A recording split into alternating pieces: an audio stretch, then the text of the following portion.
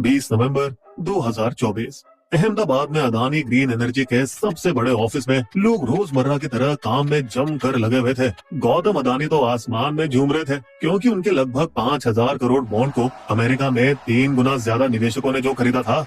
हालांकि पिछले महीने अडानी नाकाम जरूर हुए थे, पर अब ये दिग्गज कंपनी अपने मौजूदा लोन को खत्म करने के लिए पैसे जुटा चुकी थी। लेकिन उन्हें कहाँ पता था कि 8,000 मील दूर न्यूयॉर्क की एक अदालत में कुछ और ही कागजात पक रहे थे। एक आरोप जिसने उनकी बुधवार की सुबह को 2,000 करोड़ की रिश्वतखोरी के आरोप के तूफान में बदल दिया और उन्हें हिला कर रख दिया। फरवरी 2015 में गौतम अदानी ने पीएम मोदी के बड़े सपने को साकार करने का जिम्मा लिया। 2022 तक 100 गीगावाट सौर बिजली पैदा करना, और जिसके लिए अडानी ग्रीन चालू हुआ। वे तेजी से एक बड़े खिलाड़ी बन गए। तमिलनाडु में 2,500 एकड़ में फैली कामुथी सौर ऊर्जा जैसे बड़े प्रोजेक्ट्स को चलाकर खुद को भारत की टॉप रिन्यूएबल एनर्जी कंपनी साबित करते हुए उन्होंने अमेरिका के बड़े निवेशकों का ध्यान अपनी ओर खींचा। और 2020 में अदानी ने SECI Solar Energy Corporation of India के 2/3 प्रोजेक्ट्स 2.92 रुपए प्रति यूनिट के दाम पर जीत लिए। दोस्तों, ये सेकी निजी कंपनी को बोली के जरिए कॉन्ट्रैक्ट देती है और बदले में राज्यों की कंपनियों को बिजली बेचती है। लेकिन बिजली कंपनियों ने सेकी को ठुकरा दिया क्योंकि वे बाजार के भाव के दाम से 1.99 रुपए प्रति यूनिट से काफी ज्यादा दाम पर बेचने लगी थी। तो फिर अमेरिकी चार्जशीट के आरोपों के मुताबिक अदानी ने 3 अलग अलग राज्यों के बाबू लोगों को 2,000 करोड़ रुपए की रिश्वत दी ताकि वे ज्यादा दाम पर मान जाएं। नवीन पटनायक के ओडिशा में ये आरोप लगा कि अफसरों को करोड़ों की रिश्वत दी गई, जिसके बाद जुलाई में ओडिशा का बिजली विभाग मजे से राजी हो गया सेकी से 500 मेगावाट बिजली खरीदने पर, वो भी महंगे 2.61 रुपए प्रति यूनिट दाम पर। दोस्तों, अब आप चौंक जाएंगे जानकर कि फिर अगस्त में जगन मोहन रेड्डी के आंध्र में 1,750 करोड़ रुपए जितनी बड़ी रकम की रिश्वत देने का आरोप है ताकि वो सिर्फ 7 गीगावाट बिजली खरीद लें और ताकि आगे महंगी दरों में बेच पाए। पावर ले लो, सोलर पावर ले लो। माना जाता है कि इससे अदानी अगले 10 सालों में कम से कम 35,000 करोड़ कमाने के सपने देख रहे थे, और वो सपने बिजली कंपनियों और ग्राहकों के नुकसान पर होते। लेकिन ऐसा नहीं है कि अधिकारियों ने आवाज नहीं उठाई। आंध्र के पय्यावुला केशव, जो उस समय पब्लिक अकाउंट्स कमेटी के प्रमुख थे, और सीबीआई राज्य सचिव के रामकृष्ण ने इतने महंगे दामों पर बिजली खरीदने से एकदम मना कर दिया, और यहाँ तक कि आंध्र के हाई कोर्ट में याचिका भी दायर कर दी। अमेरिका ने ये आरोप लगाया कि जुलाई 2021 और फरवरी 2022 के बीच जम्मू कश्मीर, छत्तीसगढ़ और तमिलनाडु के अधिकारियों को भी पावर सप्लाई एग्रीमेंट पर हस्ताक्षर करने के लिए रिश्वत दी गई।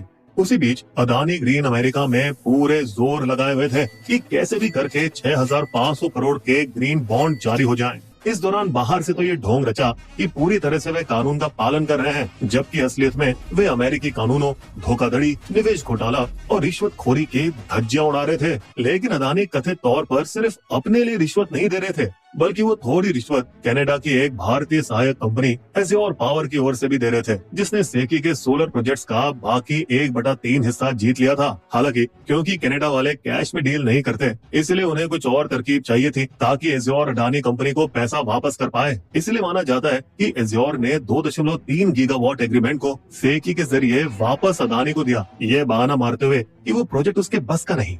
हालांकि अमेरिका के अफसरों को शायद एज्योर के ही एक सीनियर अधिकारी से टिप मिली और उन्होंने एज्योर को मार्च 2022 में नोटिस भेजा अडानी के साथ सारे लेन देन का कच्चा चिट्ठा साफ करने के लिए। इस नोटिस से डरकर ऐसा लगता है कि एज्योर के एक और बड़े अधिकारी इस मामले में अमेरिका के दूसरे गवाह बन गए। हालांकि ये साफ नहीं है कि इन एज्योर वालों ने अपने अमेरिकी अफसरों के साथ मिलने के बारे में अडानी को सच बताया या नहीं। खैर, कहीं उनकी पोल न खुल जाए, इस डर से दोनों ने एज्योर में अपने पद से तुरंत इस्तीफा दे दिया। उसके बाद एज्योर वालों ने अपनी साथी कंपनी कनाडाई पेंशन फंड के साथ हाथ मिलाया और दोनों ने पर्दे के पीछे मिलकर साजिश रची ताकि अपने राज को सरकारी जांच से छुपा सके। दिखावे के लिए उन्होंने अमेरिका की एक बड़ी एजेंसी से अपनी ही कंपनी की जांच करवाई, उन्हें सिर्फ आधी अधूरी जानकारी देकर। यहाँ तक कि घोटाले में अपना हाथ होने के सबूतों को भी उन्होंने नष्ट कर दिया और फिर पूरा आरोप अदानी और विनीत जैन पर डाल दिया, जैसे सिर्फ वो अकेले ही रिश्वत के असली मास्टरमाइंड हो। एक साल बाद मार्च 2023 में अपनी कंपनी पर चल रही जांच से बिल्कुल अनजान सागर अदानी बेफिक्र अमेरिका पहुंचे। लेकिन उन्हें कहाँ पता था कि एफबीआई एजेंट उनका इंतजार कर रहे थे और उन्हें तुरंत कोर्ट में हाजिर होने और सर्च वारंट दिखा के उनके मोबाइल वगैरह जब्त कर लिए गए और उन्हें निवेश घोटाला, फ्रॉड और रिश्वतखोरी के आरोपों से लाद दिया, जिसमें गौतम अदानी और सीईओ विनीत जैन का भी नाम शामिल था। भाई साहब, अमेरिकी अफसरों के पास तो सबूतों का खजाना था, जिसमें एक कागजात की तस्वीर भी थी जिस पर लिखा था कि एज्योर का अदानी ग्रीन को 638 करोड़ रुपए बकाया है, क्योंकि माना जा रहा है कि अदानी के लोगों ने सरकारी बाबुओं को दिए गए पैसों का एकदम पक्का हिसाब रखा था और वही हिसाब अब उनको काटने आया था। एक दस्तावेज बताता है कि कैसे पहचान छिपाने के लिए एज्योर ने गौतम अदानी को नंबर 1 और विनीत जैन को नंबर 1-1 जैसे कोड से बुलाया।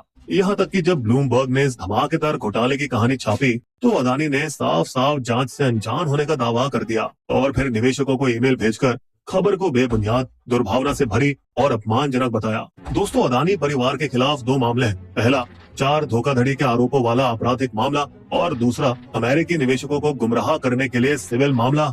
जिस दूसरे मामले में अमेरिका वालों ने गौतम अदानी और सागर अदानी के अहमदाबाद वाले घरों पर नोटिस भेज दिए हैं। अदानी ने इन आरोपों को भी नकार दिया, लेकिन सहयोग करने के लिए हामी जताई। सनसनी ज्यादा तेजी से फैलती है, हकीकत छुप जाती है। और उन्होंने ये भी दावा किया कि उन पर या अदानी जूनियर पर 5 में से 2 आरोप तो लगे ही नहीं है, पर इससे उन्हें चोट तो लग गई, क्योंकि केन्या ने 3 बिलियन हवाई अड्डे प्रोजेक्ट से अदानी को निकाल दिया। हालांकि अदानी के मुख्य समर्थक राजीव जैन उनके पक्ष में डटे हुए हैं, वैसे ही जैसे श्रीलंका भी अपने कंटेनर टर्मिनल प्रोजेक्ट के लिए उनके साथ है। अदानी के लिए बुरी बात यह हुई कि उन्हें अमेरिका वाला 5000 करोड़ का बॉन्ड भी रद्द करना पड़ा और अब उन्हें अपने कर्ज के लिए भारतीय बैंकों की ठोकरें खानी पड़ेंगी। हालांकि उन्होंने ये भी दावा किया कि उनके पास 53,000 करोड़ रुपए नकद भी है, जो अगले 28 महीनों तक उनके कर्ज चुकाने के लिए काफी है और तब तक वो इन गंभीर आरोपों से छुटकारा पा लेंगे।